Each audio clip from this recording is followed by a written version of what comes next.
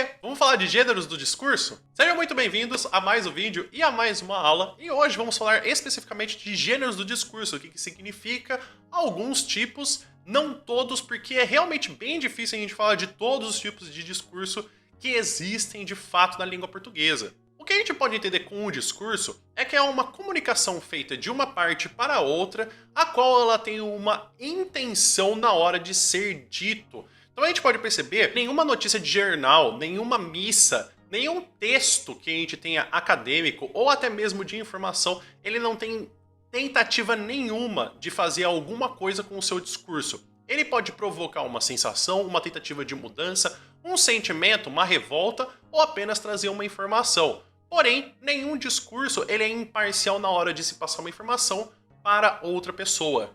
E aqui a gente pode listar alguns tipos de gêneros do discurso. O discurso religioso, que ele também pode passar por outros tipos, como por exemplo uma oração, um sermão, ele tem a tentativa de ele passar uma informação da religião, colocar no cotidiano e dar uma lição de moral. Aqui eu não estou me referindo especificamente a um tipo de religião ou qualquer outro. Mas quando a gente tem a questão do discurso religioso, ele tem como grande base o que se tem como as crenças da religião para poder se passar isso no cotidiano e levar o ensinamento. O discurso jornalístico ele pode se variar por vários outros tipos de texto, como a gente tem o artigo de opinião, nós temos a notícia, também podemos ter até tirinhas e charges, ao qual é passada uma informação com a tentativa dele ser até imparcial. Quando a gente fala do discurso acadêmico, ele circula por pessoas que estão na área, que já são estudiosas, com a adição de conceitos que são estabelecidos como uma base para nós podermos nos comunicar, e aí a discussão para poder passar para outras situações, como podemos fazer uma questão de um artigo científico, uma iniciação científica.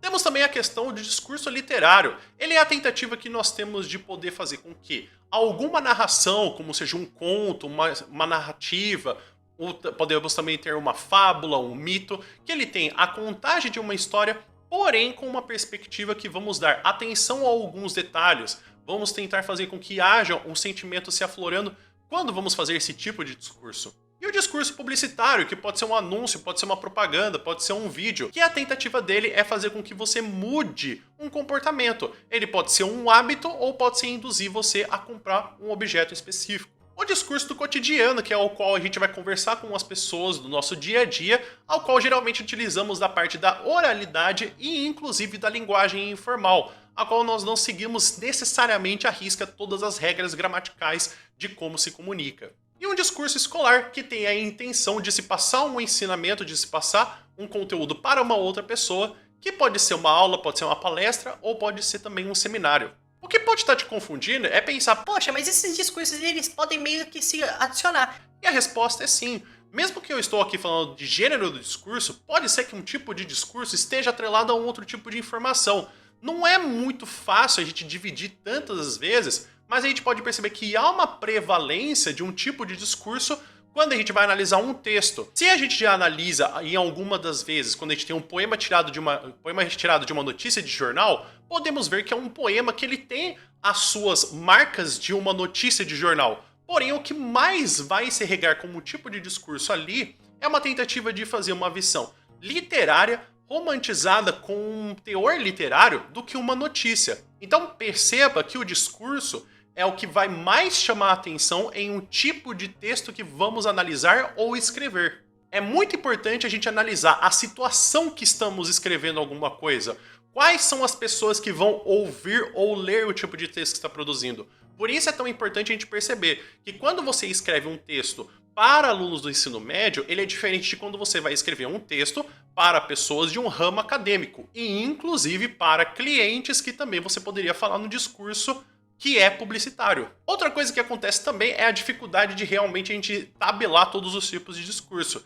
Isso porque não dá, a nossa língua ela é muito viva e ela tem muitos tipos de manifestação. Se a gente fosse analisar há 2 anos atrás, há 3 anos atrás, se todos os meios de comunicação e todos os gêneros são possíveis, seria praticamente impossível. Então a gente tem discursos que a gente poderia pensar, o que seria um podcast? Ele é um discurso jornalístico? Ele é um discurso do cotidiano? Quando a gente vai ver um textão de Facebook ou um post de Instagram, o que ele é? Ele é um texto que a gente tem do cotidiano? Ele é um texto informacional? Ele é um texto jornalístico? Então é isso que você pode pensar sobre gêneros do discurso. Tem algum que você ficou com dúvida e que você quer saber um pouco mais, ou alguma coisa que eu não disse que ficou com dúvida? Escreve aqui nos comentários, por gentileza. E muito obrigado por ter assistido até aqui.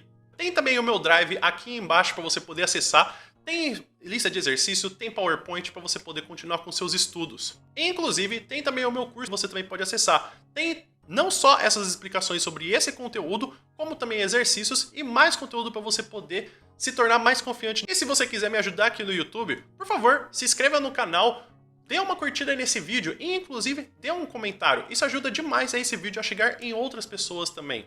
E por hoje é isso. A gente se vê num próximo vídeo.